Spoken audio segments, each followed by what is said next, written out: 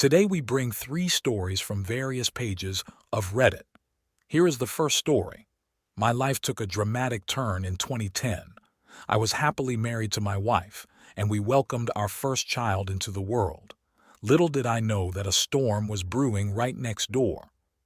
One November night, as my wife slept peacefully, a message on her phone shattered the tranquility. A flirty message from our neighbor, the person we trusted, who had been sharing intimate messages, nudes, and even planning secret meetups since the early days of our marriage. It felt like the ground beneath me crumbled as I scrolled through the damning evidence, capturing each betrayal with screenshots. In a moment of disbelief and anger, I decided to confront the truth. I reached out to our neighbor's wife, Maggie, revealing the affair that had been going on under our noses. Maggie and I shared a common tragedy. Our spouses had not only cheated on us, but had also abandoned their families. Devastated, I told my wife I wanted a divorce. Despite her tears and pleas, I couldn't find it in me to forgive and forget. I even went to the extent of getting a paternity test for our child, wanting to be absolutely certain about our connection. Within days, I returned home to find our baby crying in an empty house. A letter left behind explained that my wife had left with her affair partner, declaring she never loved me. It was a heartbreaking revelation, especially considering the abandonment of our infant child. I sought out Maggie, only to discover that she too had received a similar letter from her husband. We bonded over our shared pain, and despite the hardships, we became each other's pillars of support. Maggie, dealing with postpartum depression and left alone with her newborn, joined me in navigating the challenging path of single parenthood. As the days turned into weeks and weeks into months, Maggie and I formed an unbreakable bond.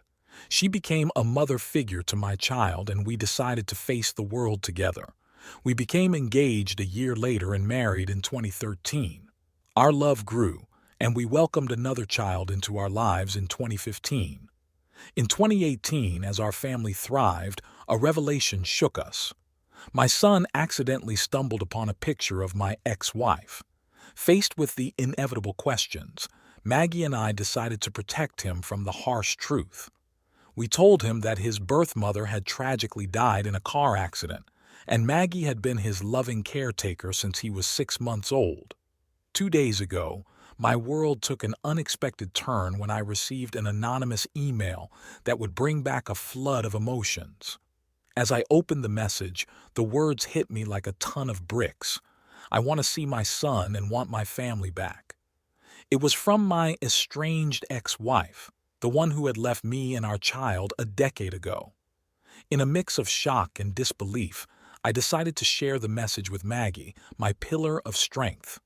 Her initial reaction was one of panic, fearing the possible upheaval this might bring to our lives. In a moment of uncertainty, she turned to me, eyes wide with concern, and asked if I would consider taking my ex-wife back. I took a deep breath, trying to calm the storm of emotions within me, and reassured Maggie. I reminded her that my ex was a part of an ugly past, a chapter of betrayal and heartbreak that I had willingly closed.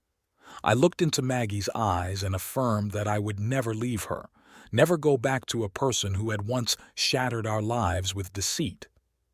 The last 30 days have been a whirlwind of emotions and revelations. 2 days ago, I received an anonymous email that rocked the foundation of the life Maggie and I have built together. The message was from my estranged ex-wife, expressing a desire to see my son and reclaim the family she left a decade ago. The news blindsided us, and Maggie, understandably, was anxious about the potential disruption this could bring to our lives. I shared the email with Maggie, and her concern was palpable. She looked at me, eyes wide with worry, and asked the question that lingered in the air: would I consider taking my ex-wife back? I took a deep breath, trying to steady the storm of emotions within me. I reassured Maggie, reminding her that my ex belonged to an ugly past, a chapter of betrayal and heartbreak that I had willingly closed. I looked into her eyes, emphasizing that I had no intention of leaving her for a person who had once shattered our lives with deceit. As we navigated this unexpected turn, it became evident that our commitment to each other and our family was unshakable. We didn't require a lawyer in this situation, contrary to what some believed. Moreover, there was an aspect of my story that needed clarification.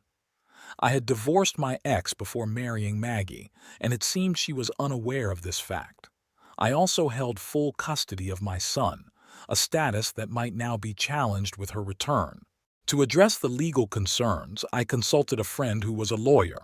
He confirmed that my ex could face severe consequences for her years of abandonment, heavy fines, termination of parental rights, and even the possibility of jail time.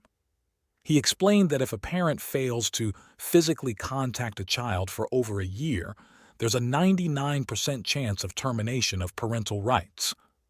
With this legal insight, a sense of relief washed over me. Maggie and I decided to join therapy with my son, aiming to navigate the truth about his biological mother. I also reached out to my ex-father, who is still a friend, to gather more information about her life over the past decade. It turns out she had sporadically contacted her sister for financial help, but her sister was no longer willing to assist, citing excessive requests. Her father painted a picture of her current life, a minimum wage job, a small apartment shared with 3 roommates, and a general struggle. However, he also cautioned against introducing her to our son, suggesting she might be a bad influence. Curiosity led me to contact her sister, who revealed the nature of their conversations over the years. It was disheartening to learn that my ex had only reached out for money, never inquiring about our son.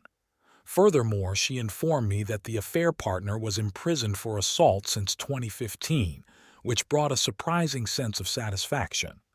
Despite these revelations, my ex-wife remains in the dark about the divorce. She still believes we are legally married and has made no attempt to contact us within the past 30 days. Family counseling is progressing well, and Maggie and I have decided to legally adopt each other's children, solidifying our commitment to the family we've created together. As for my ex-wife, it seems her sister might have informed her about her legal standing and the futility of pursuing a legal battle. I have not heard from her again. I guess it was just a fizzle in the pan. Now, for the second story. I recently discovered that the psychologist I've been seeing to help me recover from being cheated on is, coincidentally, a mistress herself. To add to the complexity, my mom knows friends of hers.